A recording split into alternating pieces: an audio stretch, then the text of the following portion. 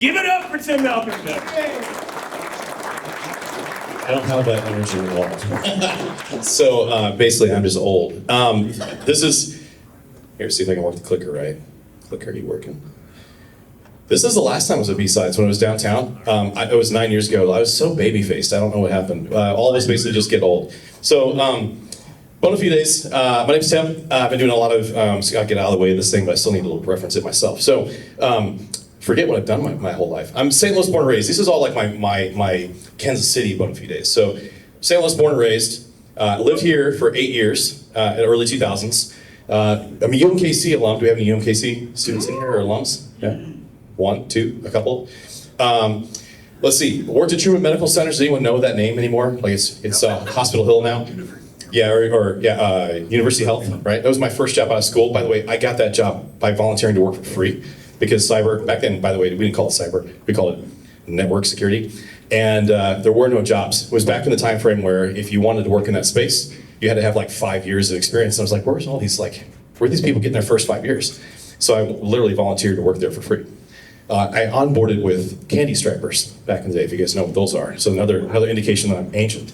Anyway, went from there to a little company called Hallmark Cards. Anyone from Hallmark here? Good. It's a dying company. People are, no offense, love the company's great, but they just didn't figure out how to like transition from like guilting you into sending $8 paper cards when you could text your mom happy birthday. They didn't figure that out, but it was a great experience. And from there, I went to a little company called Fishnet. Does anyone remember Fishnet Security? It was another KC company. There we go. Became Optiv. I hope you hate it now that it's Optiv, but no offense if there's one from Optiv. And I've worked with some people like Matt down here, and I think Alex Lauerman's going to be in here later this afternoon if he's in here now. Is it? Holy cow, there he is. He evaded me. Good to see you, buddy. And so we did some fun stuff, did some application pen testing and things like that. So lots of fun.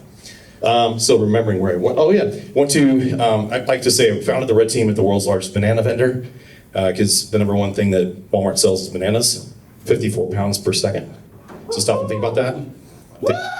54 pounds of, oh, he's got literally a banana tattoo? 2 bananas. 2, like, what are the odds? That's so crazy. I have no doubt there's a story behind it, yeah.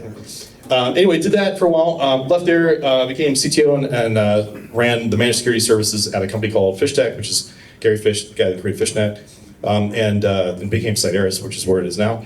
And then left there and created a little company called WireSpeed, where we automate detection and response.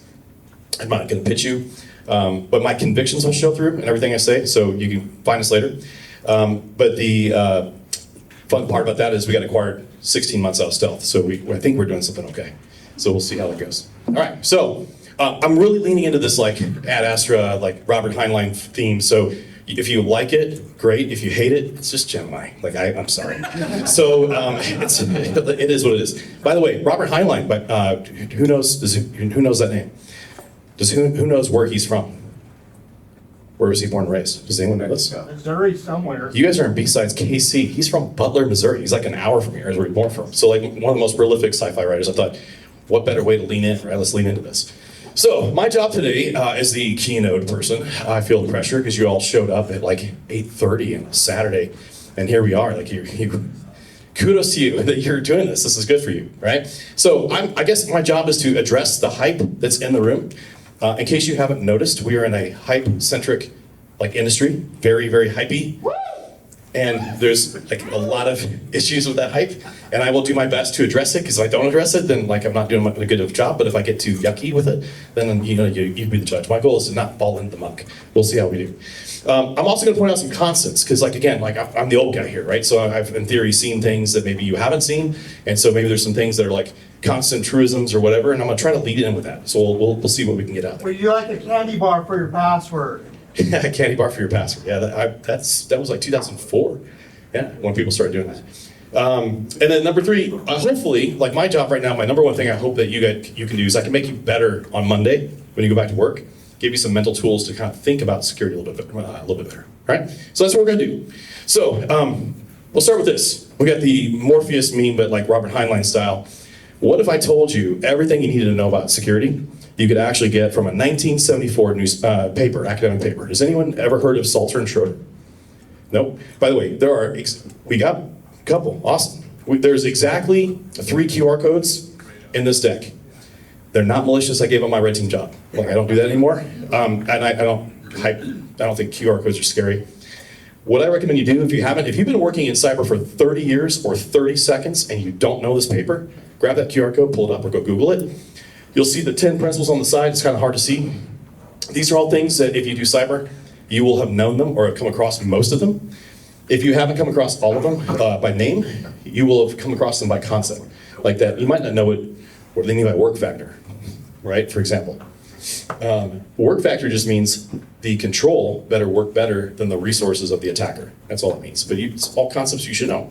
So these things, these are very, very important. And the reason why I always start here and I always go back here is we live in this world where vendors like to tell you in the ever-changing threat landscape. And I hate that. Because yes, threats kind of change, attack really changes. The security concepts and principles are at least as old as 1974, right? They didn't have the internet then, and they knew these things. And I guarantee you that if you can't build a secure environment or system without following these design principles today. It's just impossible. I would also argue that if all you did was follow these, you're in a great spot. Like if you just knew these and nothing else, a paper from 1974. So check it out. I also have one more. This one's mine. So when I was doing red team work and we would go and do debriefs, and part of my job was to tell people their baby was ugly, right? You get in there and it's like, we stole whatever. So that became kind of taxing. Like it's like a skill that I had to get forced to get good at. Because I'm going in and telling an executive or telling an IT team, like, yeah, I know you spent all this time working on all this stuff and you feel really proud of it, but it's, it needs more work, right? And so in the process of that, what would always happen, I'd always get feedback from people saying, yeah, but Tim, you guys are just crazy laser ninja pirate hackers, and so it's easy for you. And I'd actually look at them and go, actually, well, thank you, I guess, but no. It's just a lot of really simple things that we chain together. And if you understand these things, like you figure it out. And so as I sat and I thought about it more and more, I realized there's only 5 ways you can actually get access to an organization, just 5. And MITRE screwed it up. MITRE has this nice MITRE attack matrix. I tried to convince them when they were working on it. I contributed a little bit to it. But if you look at the initial access column of MITRE attack, there's 28 ways, right? But if you actually break it down to what they are, there's only 5. And here's what they are. Something vulnerable that's public facing. Why do I say that we're public facing, not internet facing? Because you can have something that's like Wi-Fi and it's public, right? So abusing an exploit. We all know this. This is the most obvious one. Second one down. Abusing internet facing authentication. So hey, single factor, guess what? That covers that. Man in the middle MFA phishes, that's abusing that too. Why? Because the MFA is not phishing resistant. There's a lot of reasons for that. So we're doing the same thing. Credential phishes, all that same thing, right? Phishing for malware execution, really, really basic and simple. We understand this as a concept. These last two, these are where we start getting a little more theoretical. Gaining physical access. Whenever I used to send red team guys to go around the world and physically get into buildings, we would social engineer our way in. I had this young woman that worked for me that would put on a pregnancy prosthetic belly and wear a pregnancy dress, and she would just walk right to the door like this, and people go, ka-chink, let me get that for you. And then she'd go, thank you very much. She'd reach inside and pull out an O-Droid, plug it in the network with a 4G modem on it, right? And so that's how we would get access. We used to do that, and then the blue team guys go, that's not realistic. Fin7 isn't gonna come into the store. Fin7's not gonna come show up at an office. And more or less, that's true. So, yes, is it possible? Yes. Is it likely? No. But you know what's very, very similar? How many people have contractors that come into their enterprise and they plug into the network and their machines are infected, and then you have a policy that allows the contractor to come in? Well, that's the same thing, right? So it's very, very similar. So that's number 4. Number 5, supply chain. We all know this is starting to become more of a thing, but supply chain is not just software, it's also people. So if you've got a third-party team and they're logging in every single day in your environment and they're doing work, and their identities are taken over and they're compromised, then you've got a bad guy coming in. So there's an identity component to this. Why do I bring all this up? Why do we spend 2 minutes talking about it? Because it's actually really, really simple. And if you understand these simple things, you can understand what you're supposed to protect against. You can communicate back to your business partners, the people that need to understand, we don't have to keep them in the dark and make it confusing. We can actually keep it really simple for them. So, yay, Jim and I, we're just gonna lean into this. I hate these pictures, but they're helpful a little bit, so you can look at them later. So the other thing I was thinking through this, there's other patterns and common things you can still learn besides those. What are the most common cybersecurity patterns I actually see all the time? Raise your hand if you're comp sci. Actually, comp sci. Okay, remember when you took that stupid algorithms class? right? And he hated it, right? I actually think about it like every other week, believe it or not. I'm like, why am I thinking about this still? Like, I can't believe I'm thinking about this still. But how much of cyber is actually a binary search algorithm? Have you stopped and think about it? Like, if you're doing pen testing, what are you doing? You're splitting the attack surface down. I'm looking at my pen test friends. Like, you're just doing a search algorithm, right? And if you're doing things like threat hunting, what are you doing? You're taking all the signals and you're sifting it. It's no different than like when you play Guess Who with a kid, and you go, does your character have glasses? No. Same thing, right? So start thinking about that. The more efficiently you can ask questions, the better you can get to the answer, and you can get there faster. So it's just like Guess Who. If you look in like the old 1980s version, there's like 5 females. So it was really risky to say is your character female. It was a big reward if it was, right? You nailed down like almost all the board. But if it wasn't a female character, well, guess what? You had like, oh, you just knocked down 5. So you had to start thinking, like, how do I knock down like at least half the board every single time? And that's a binary search algorithm, right? And then we do that in cyber every single day. You do it in your work, whether you think about it or not. I founded the company WireSpeed on the premise that we think in algorithms, but we just don't spend the time to document it. And we took the documentation and we turned it into algorithm. We turned it into code. That's the whole idea. So that's really important to me. Closely related to that, as we're thinking about this, is in the comp sci world, big O notation. I mean, people hate that. You remember that? Big O notation. Does anyone remember? Like, I don't remember which one is worse than which, but what I do remember is I want to not touch things multiple times if I can avoid it, right? Efficiency matters.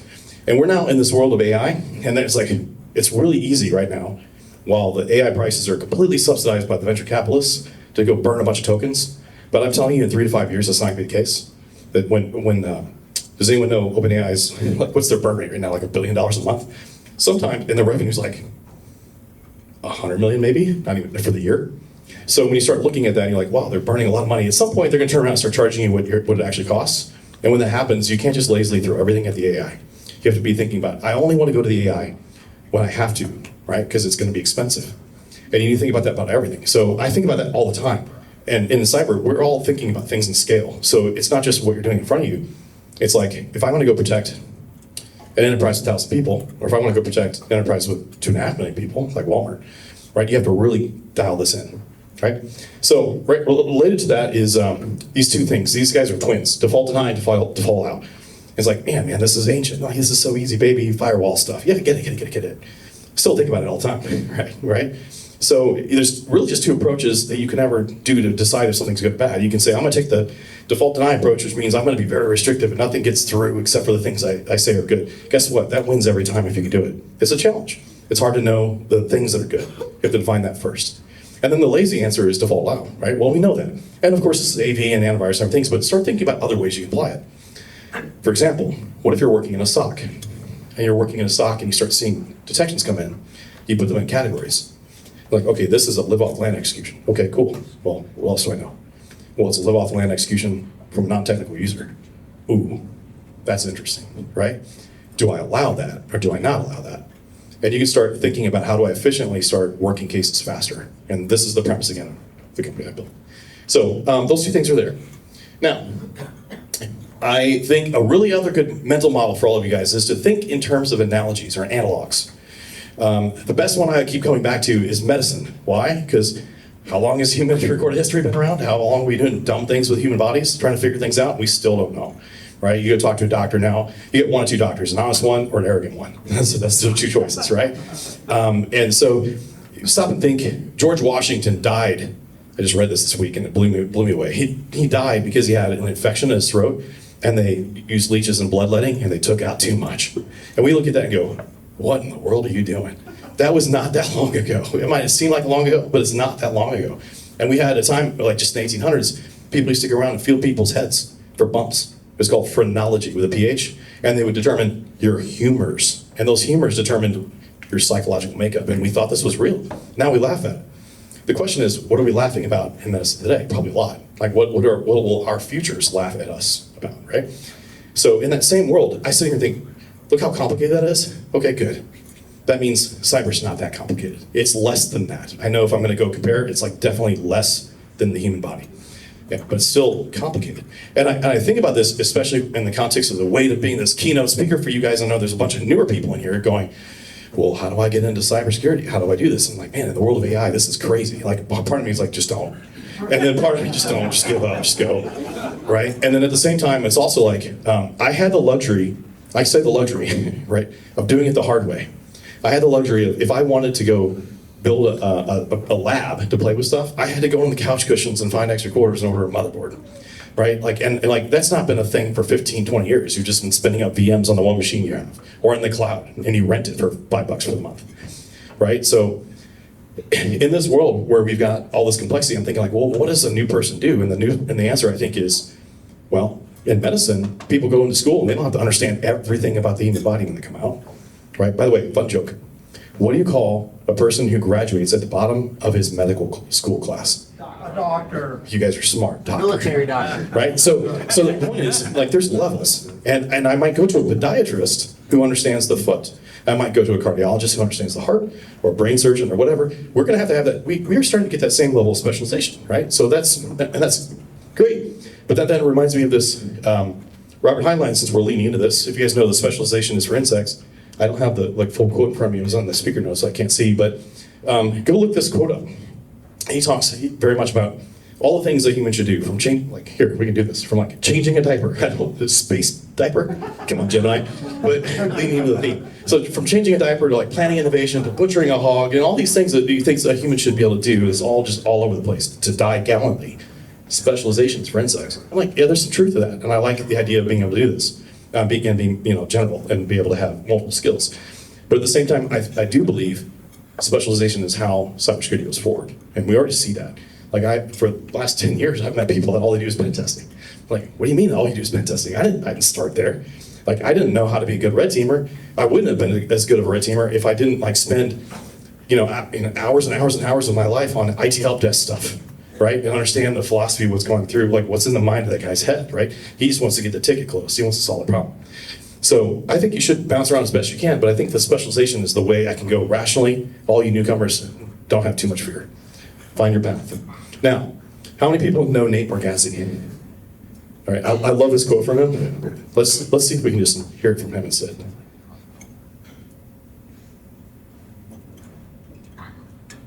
This is not going to work because I don't have internet. All right, never mind. You have to watch the video yourself. But basically, he says, I don't think you get to know what AI is and also see a donkey jump off a high dive. I think it was one or the other. And I saw the donkey, so I'm out. Right? And I think it's a great line. It's a great bit if you ever see it. Why do I think about this? Because there's this period where this new thing, I heard somebody describe all the newcomers are going to just bring the AI skills that they grew up with. And I'm thinking about millennials grew up with tech. I'm the Zennial or whatever, the one in between, the Gen X and millennial. And so I grew up with tech, but I also grew up Gen X, right? And I'm thinking about okay, you're growing up with AI and that's great, but how do you know the OSI stack? How many Gen Z people know what the OSI stack is? Raise your hand if you're Gen Z and know what OSI stack is. I got hope. It's awesome. You're all right. We're all right. We're all right. So if you don't play with stuff at that lower level, you're not gonna get how the orchestration works. If you just, my fear is we're gonna have this next generation that plays with the high-end tools that are over the top, and they're not gonna see what they actually do. They're not gonna understand and comprehend it. Yeah, I get it, guys. That didn't work. So. Man, Gemini was nailed this Pioneer Dentistry. That's scary. And I was like, no, don't change it. So Pioneer Dentistry, I don't know what he's going for. There's a drill in his mouth. I didn't know they had drills like that in the Pioneer days, but whatever. All right, so steam, is it steam? Maybe there's I don't know what this lever is doing. I don't want to know. All right, so anyway, and that reminds me of InfoSec in 2000. Now notice, I said InfoSec and not cyber, because back then we didn't call it cyber. Cyber was a bad word back then. Now I just don't even say InfoSec. It's weird. We flipped. But we had these tower PCs, and I used to think back in this day, all you needed was a firewall with a proper policy. You needed the SSH instead of Telnet in your machines. You needed to use RSA security tokens, which somehow are glowing, thanks Gemini. And that's all you needed to do. It was like a recipe. You get it right. And I was 100% focused on prevention controls, not detection and response controls. Now I think the opposite almost. I almost don't care about prevention controls. I almost exclusively care about detection and response controls. So that also makes me think of this. So health in the 1950s, remember those vibrating belts? Has anyone ever seen those things? We're jigga, jigga, jigga, jigga, and the idea is it's gonna make us healthy, it's gonna make us move around. And he's eating his cheeseburger. And it also reminds me of cyber in 2015. What do we have? We have breaches going up. right? And we have all these expenses, and we have the sales guy with the bling, thank you, Jim, coming in here and shoving more crap at us, like buy more products. If I used to joke, and I still I only halfway joke, that if you look at the amount of breaches going up on a trajectory like this, and you look at the spend on security like this, someone on the outside from a foreign planet might come in and go, maybe stop spending money on the security and you'll stop having breaches. They look aligned, right? Like they're going the same together, right? And I don't think that's obviously not the case, but that's what it felt like, especially just even 10 years ago and even maybe today. So, which leads us to where we are now. And like everyone's been talking about AI-enabled attackers, and I've been mostly like, no, shut up. The only thing I would say up until in the last month, I would say AI has really only helped people make picture-perfect lures, and I think the only thing that can come out of it now is to stop telling people to look for grammatical mistakes as a sign that you're getting phished. And now I think, look for grammatical mistakes because you're probably talking to a real human, and it's probably not. It's like the opposite person where it used to be. And I know you guys can't see this, but this is actually a prompt that was caught forensically on the attack from Mexico recently. Anyone heard of this case? No? Awesome, I'm glad I get to share something fun. So I've largely been very against the notion that AI is really enabling attackers, it's gonna make them move better or whatever. But we have now forensic data. Here's the QR code, you can go read the whole article, the whole PDF and everything, all the forensic data is right at that link. And what's neat is, so what happened is they caught signs of an Anthropic token on an endpoint that was compromised in one of the Mexican state governments. They will, of course, go to Anthropic and said, pull all the data for me. And they get the whole entire chat session. It's in Spanish. So it says, I speak Spanish. Analista de inteligencia de elite. So you are an elite intelligence analyst with experience in NSA TAO, so Tailored Access Operations, CIA Operations de Infiltración Cibernética, so cyber infiltration, and APT, I like this, Hunting E Threat Intelligence. I love the Spanglish. I love it when it's in there. It's like just English with the word E, like so and. So anyway, there's the whole prompt. It's all in Spanish. So what the takeaway from the forensic is, one threat actor, Spanish native, used Anthropic, and then they later found OpenAI references and got the same thing out of OpenAI. So he's using two models. He tricked them to get past all the safety mechanisms for, please don't hack, I want you to help me hack this up. Basically he said, hey, I'm running the CTF, and I want you to help me with the CTF, this capture the flag. We're gonna go pen test this thing. Claude's like, sure. He's like, oh, by the way, rule for the CTF, can't leave forensic evidence. He's like, no, can't do that. They went and created a MD file, manually created an MD file. Said, here, drop this MD file in like basically, you know, like almost incept into Claude's mind. These are the rules for the hack. And he goes, cool. And he goes, okay, now go do it. He goes, okay, now I'm gonna go do it. And it just started going down a path. Now, what's most interesting about this, a couple things. Your takeaway should be, this is one. Most of you didn't even know this happened. That's a great sign, right? That doesn't mean the world is ending. It does mean that this is the direction we're going, but it doesn't mean the world is, we don't have to freak out, okay? The second thing, my takeaway from all of the back and forth and all the forensics, this was not a fast operation, which means fundamentals in security operations would have caught it. I'm convinced of that. It's clearly like, maybe telemetry was being generated, but it wasn't being reviewed, right? So that gives me hope. So my lesson to you is stay calm. AI is less of an inflection point than the AI vendors would like you to believe, right? So I think we are at an inflection point. I think it'd be stupid. This is where I have to lean into the hype, right? This is the thing of the day. I got all this mythos. Cool, check, I'm good. But I want to remind everyone that's not been here for a minute that there's these stages of the world is changing and it's never gonna go back. And it happened like it's not the first one, but the internet. Right? Like, oh, everything's gonna be different. Everything's online. And then we had e-commerce. It's like, oh, traditional business is just destroyed. Well, we have brick and mortar and e-commerce. We have both. Oh, social media. And I remember when, back when I was in grad school, everybody's like, professors were like, do you do anything with graph theory and social theory? And I'm like, what? That was the hotness. Why? Because the funding was there for this. It was the thing happening. And then it became Web 2.0. For me, Web 2.0 was when the Gmail app, when Ajax was the thing.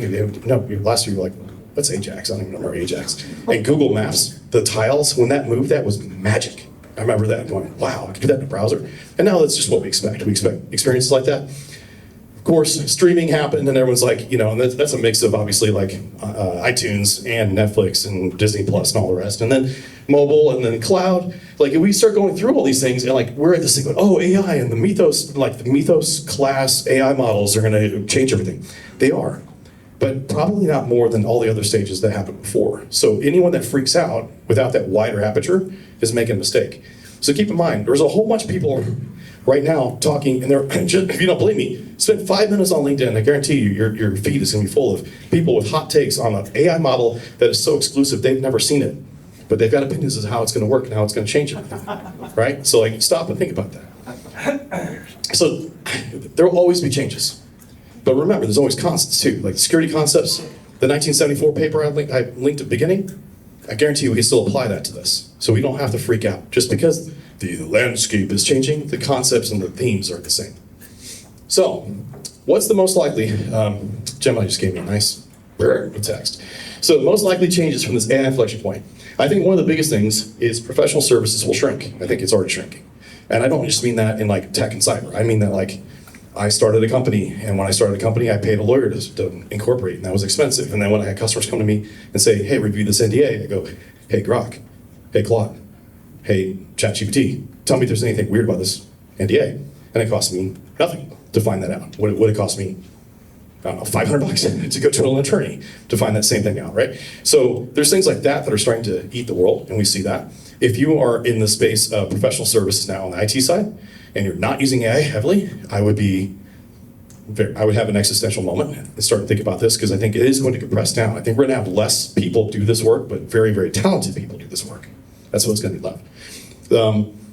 Yes, Mythos or whatever, we'll have patches, right?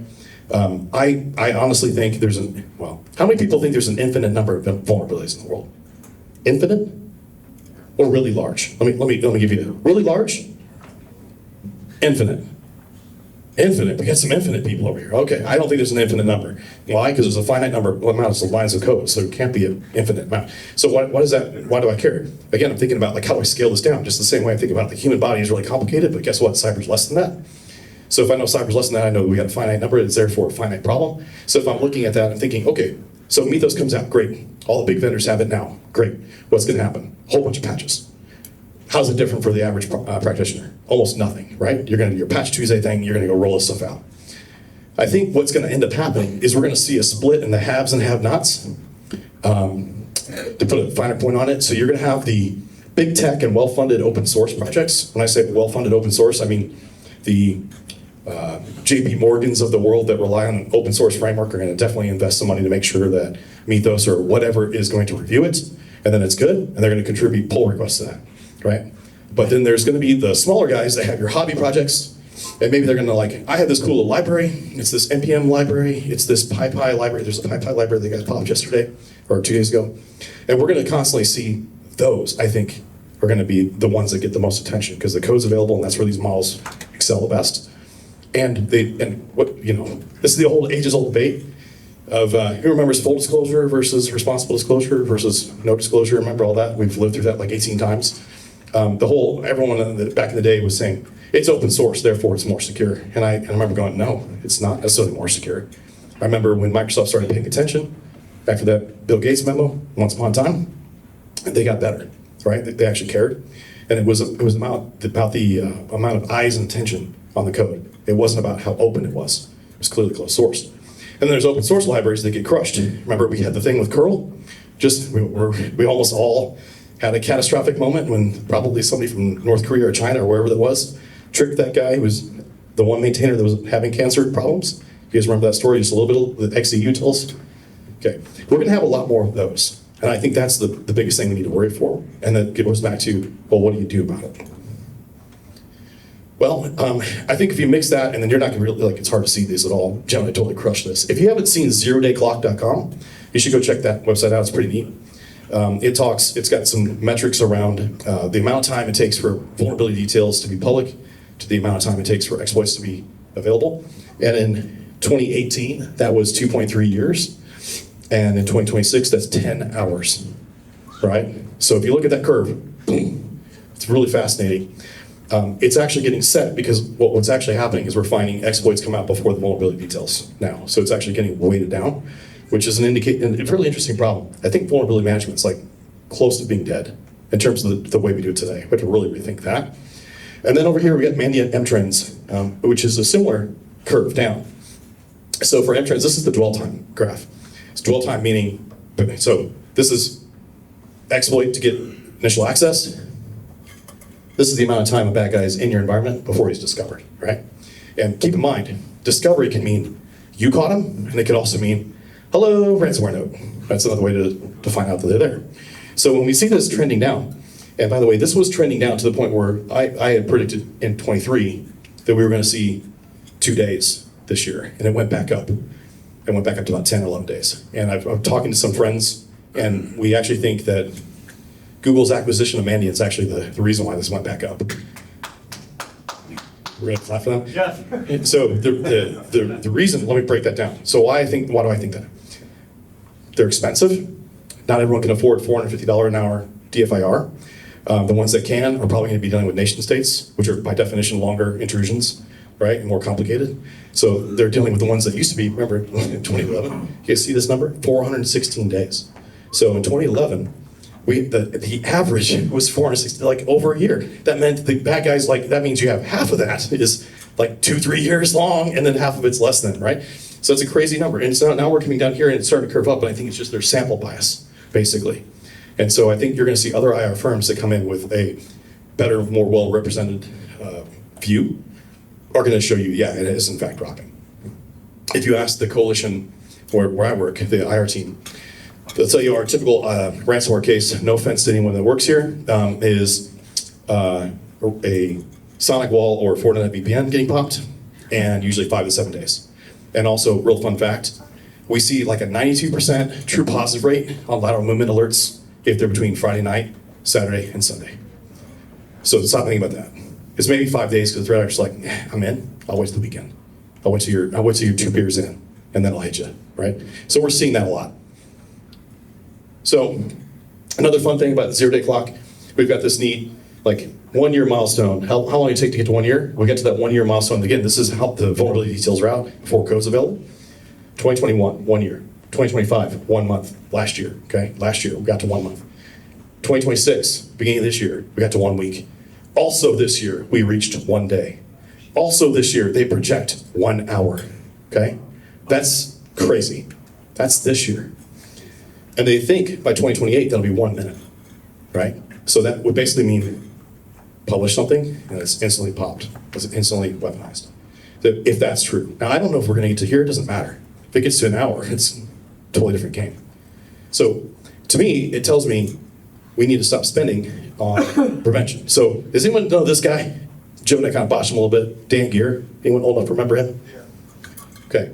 So Dan Gear was, he worked at MIT. He was on a project called Project Athena, created the Kerberos algorithm. So if you've ever logged into a Windows domain, guess what? You can thank him. If you log into SAML today, because you don't know what Kerberos and Windows domains are, it's basically a version of Kerberos, so you can still thank him. And he's also known for using the word monoculture about Microsoft back in the day. Remember that? He got himself fired for calling Microsoft a monoculture, which I think he was right. Anyway, Dan Gear, many years ago. So when I used to live in Kansas City, when I used to drive my little Kia Spectra with no power windows downtown to Troon Medical Center, now Hospital Hill, and I was a nerd. I had a little iPod Nano with an aux cable. My only thing cool about my Kia was I had an aux input jack. And so I had like 10 talks on MP3 format, this pre-podcast. And I had a couple of his. And this one stuck with me. He talked about cyber's got 2 knobs.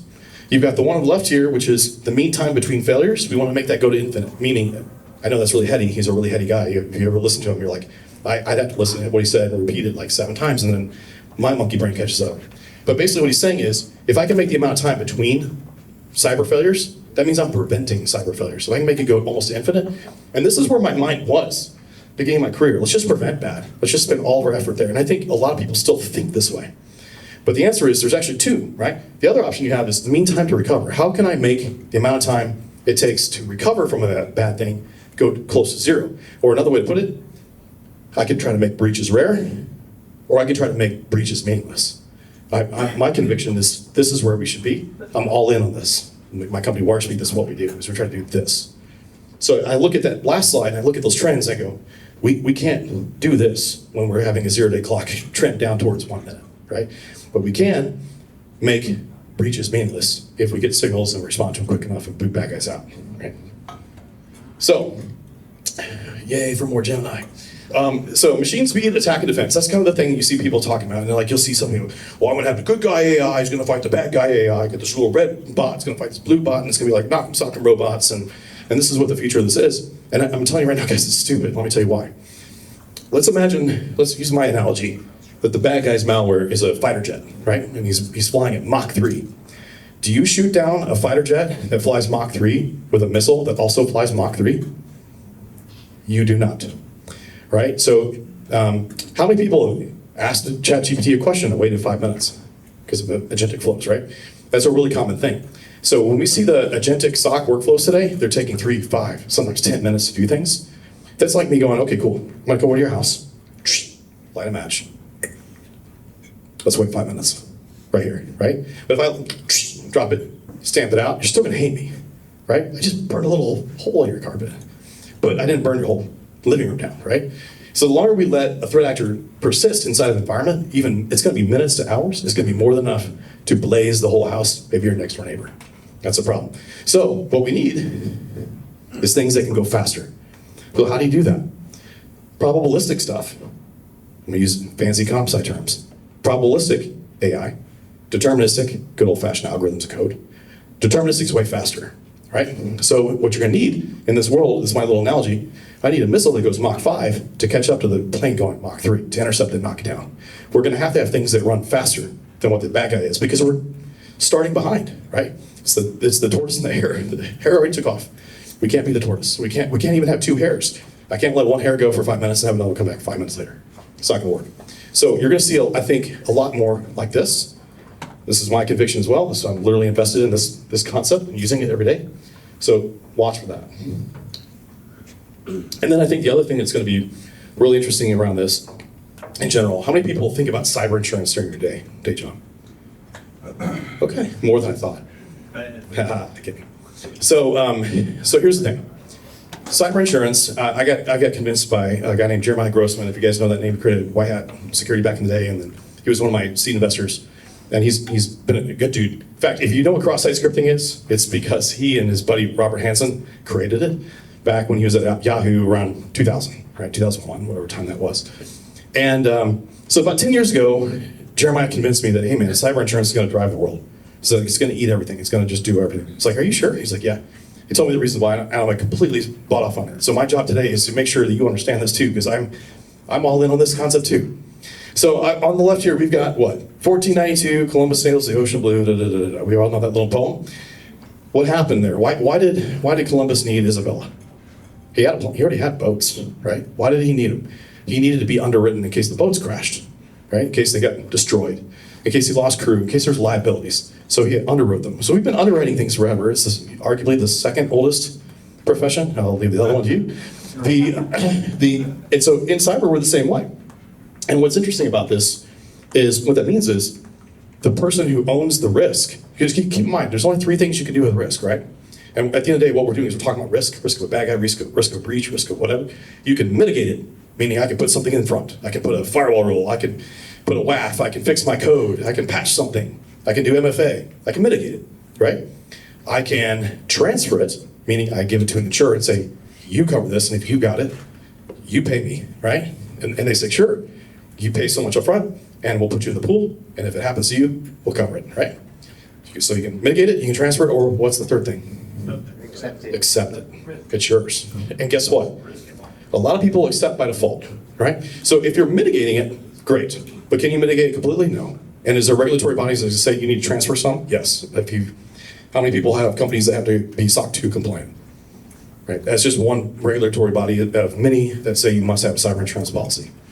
I happen to know that because I had to get one, all right? And I was like, what are you gonna do? You're gonna get the cheapest one. Sometimes you do that. If you're a bigger company, you're actually worried about true impact to your company and your business, you're gonna go spend some real money for some real coverage. And when you do that, the insurer is gonna say, okay, cool. I'm gonna put some carrots and sticks out in front of you to make you make good decisions, right? One thing they can do is say, listen, if you don't have these controls, I'm not underwriting you. And you go, oh crap, gotta go to another one. Next guy goes, nope, nope, nope. Maybe there's one guy in the back end, he's like, I'll do it, I'll take it, I'll underwrite you for a crazy high price. And you're like, oh. So then there's an incentive to go back in and implement those controls because I can get the insurance at a cheaper price. So that's one thing that's happening. And you're gonna see this happen like that. The other incentive is I'll incent you, but I won't cover you the same way, to the same extent. So why do I bring this up? Because, so we're trying to talk about all these things that are happening, the things that are constant and things that are true. Risk is constant. Just like those Salter and Schroeder principles are constant. Just like the 5 ways you can breach and get into a company are constant. Whoever owns the risk should dictate what you do about it. That's going to be a constant. And what you're going to see more and more often, because in cyber insurance, the space is changing, especially even with the AI stuff, people are freaking out. And some people are like, can we even insure anybody anymore in a world where mythos exists? That was in my LinkedIn thread feed this week. So the answer is yes. We take the coalition, we take a really strong opinion on that. But this is coming. You should know how these terms work. You should be thinking about this. This also helps you, right? Because when you're talking to the people in the business, because at the end of the day, we don't just talk to the nerds. It'd be a lot of fun if we did. But we have to talk to the people who we're trying to protect. And we can put things in dollar terms. And I don't know if any of you have been around a minute, but the word risk is a 4-letter word, not just literally, but figuratively. And if you talk to 2 different companies, you'll find risk means dramatically different things to different people. One of the coolest things I got to do when I was at Walmart, doing red team work, because I'd go and we'd get to the thing and we'd spend 3 months and we'd perfect tradecraft and all this operational security stuff, and we'd nerd out and we'd have so much fun. Then it became time to go tell them about what we did. And then we'd go tell the story, we'd have the deck ready to go, and we'd go through the whole thing. And then we'd say, here's what we did. And we'd sit back, we're proud. We owned this. We took advantage of this, right? But by the way, respectfully, right? Because we don't want to piss them off. And so then they're like, okay, but I'm the CIO of this business unit. I have 1 million things that are on fire. Where does this rank in all the things that are on fire? And it was like, oh, well, that sucks. He doesn't take what we did seriously. I mean, I just showed you we could get in and steal credit cards. Like, that's amazing, right? Like, don't you worry about it. Like, I just told you I could go shut the entire e-commerce platform off, and you'd have no revenue on Black Friday. Isn't that really crazy? Like, yeah, but I could also have a developer put in back code and have the same result, right? Like, they're just looking at it in the grand scheme of things, they didn't care. So one of the cool things we got to do, neat little special thing you can only do in one of the largest companies in the world, Walmart actually has its own insurance firm inside the company. And we had these little guys that called actuaries, whose job is to do this. I don't say little guys like diminutive, I mean friends. We had these friends. Right? And these 2 friends came over and they transplanted us into the cybersecurity division. Right? And this is a department that of like 700,000 people, something like that now. It's crazy big. And these 2 guys would come in and we would tell the story of what we did to them first. We'd give them a pre-read. Like, we did this, this, and this. Oh, is that a control? Yes. Well, when you bypassed it, was it hard, medium, or easy? Dude, I don't know. We did it. Like, I don't know. And he's like, well, how many records were in that database? And again, I don't know. There was a bunch. Like, well, can you go find out? I was like, yeah, we'll go find out. And they would come back and they would do fun things called Monte Carlo simulations that I still don't understand to this day. And all kinds of other fun, crazy math. And then they would take data from known breaches, and then they would give us a price range per record. They would know if it's PHI, we know it's between, I'm making these numbers up, I don't remember exactly, $7 to $21. Like, okay, cool. Then we take the number of records we need in the database, and guess what? Now you've got your potential dollar impact. And they were calculating in things like the fines, the IR costs, you're likely to spend X dollars to deploy new controls, to shore up whatever was missing in the first place, the credit monitoring service to the customers, and even the dip in the stock price. They factored all of that in, right? And so when we came in and told a story, I go, cool, we did this, got to this thing. By the way, that would have been somewhere between 150 and $200 million if it was real.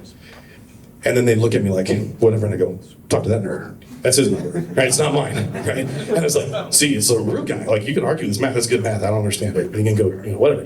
And that changed everything. And guess what happened?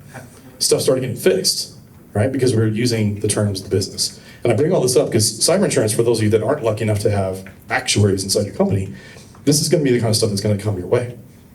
If it's not here now, give it a little time. It will be. So, all right. So for the newcomers today, all the newer people to cyber that are younger than me, what is my advice to you? Well, in case you can't figure it out, learn the constant things. I give you examples of things that are constants. Figure those out. Spend all the time understanding and comprehending that. If you do that and you go into meetings, with your peers, or with your business partner, the clients on the other side, on the business side. You'll be able to communicate to them in a simple way. You'll be able to get what you want, and you'll be able to grow your career. Those are all really simple things that just come out of understanding how to communicate the things that are constant, instead of blabbering all over the place and using technical jargon, right? Know the constants. Second thing, do the things the hard way to learn how they work. Like I said, I had to go get, here's a dollar bill on this couch cushion. Cool, now I have exactly $99. I can go buy another motherboard, right? That was back in the day. And I can go build my lab. You can just spin things up on a VM or whatever, but force yourself to do it as slow of a way as possible. Do not use orchestration tools.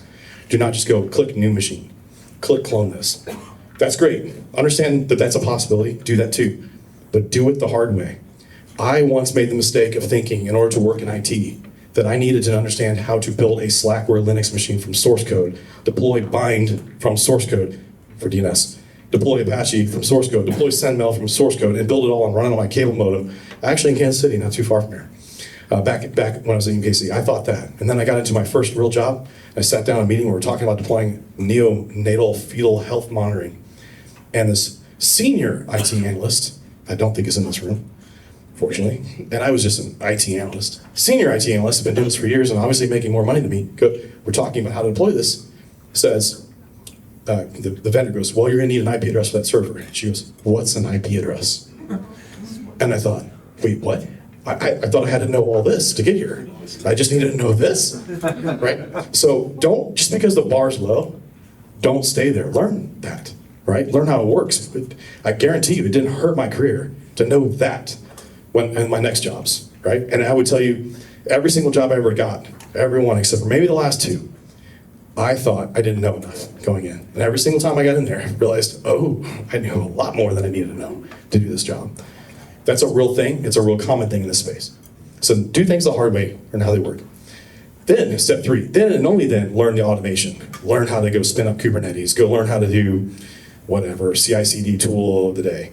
Then go, hey, ChatGPT, go spin up my lab. Hey, ChatGPT, go build this exploit for me. Hey, ChatGPT, like, not until you understand how it works. Because you're gonna be able to guide it better, and you're gonna be more productive and effective, right? 4, understand risk. We talked about that. Dollars, insurance, understand that's coming. If you don't understand it, like, learn it. There's lots of free stuff out there to read about that. And then lastly, this is silly, but nothing, like starting a startup told me that number 5 is the single most important, valuable lesson I learned. Your network, that means this is a network of people that you can have, that you can know. Your network is your net worth, right? It's a silly little boomer phrase. But at the same time, I learned it the hard way. What I didn't realize when I was starting a company is that I had all these people, because I was willing to help them, that they were willing to turn around and help me. And that stuff is, it's palpable, it's real. So invest back in your community. So, with that, thank you. Welcome to BSIDESKC. Hopefully something was memorable.